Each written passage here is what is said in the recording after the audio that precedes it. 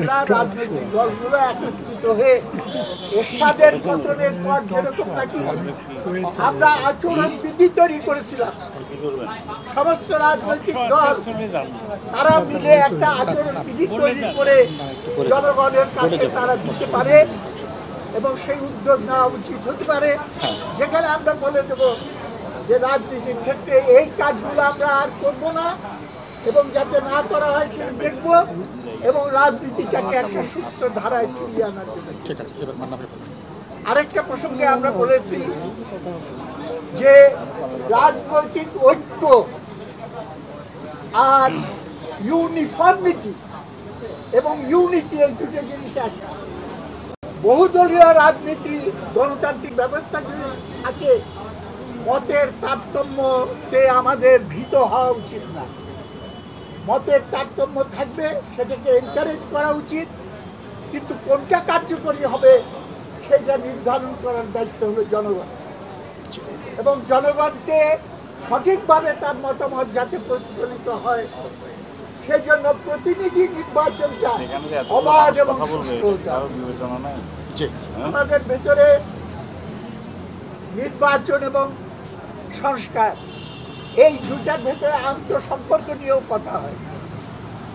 আমরা এই অভিমত ব্যক্ত করেছি যে সংস্কার ঠিকভাবে অর্থবহ করতে হলে জনগণের অংশগ্রহণ নিশ্চিত করতে হবে এবং জনগণের মতামত নিয়ে সেটা করতে হবে।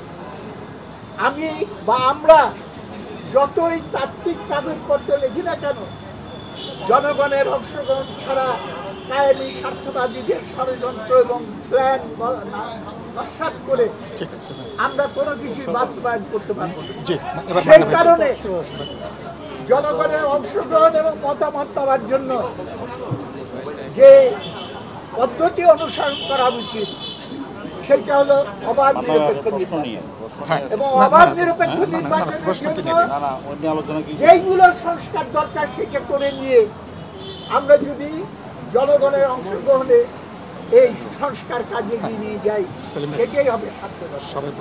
এবং এবং এক চোটে সব কাজ আমরা করে ফেলতে পারবো এরকম ভুল ধারণা না নিয়ে আমাদের উচিত হবে সংস্কারের মৌলিক বিষয়গুলো জনগণের হাতে ছেড়ে দেওয়া, তারা সিদ্ধান্ত নেক এবং এই অন্তর্বর্তীকালীন সরকারকেই সব করতে হবে, তার কোনো মানে নেই।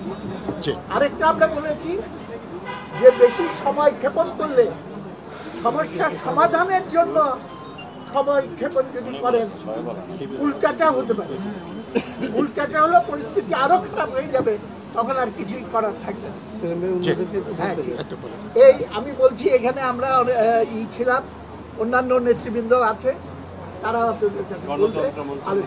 গণতন্ত্র মঞ্চের তারা সবাই আছে, আমাদের বামপন্থী বাম জোট তারা আসে নাই, সামনে তাদের সঙ্গে বৈঠক।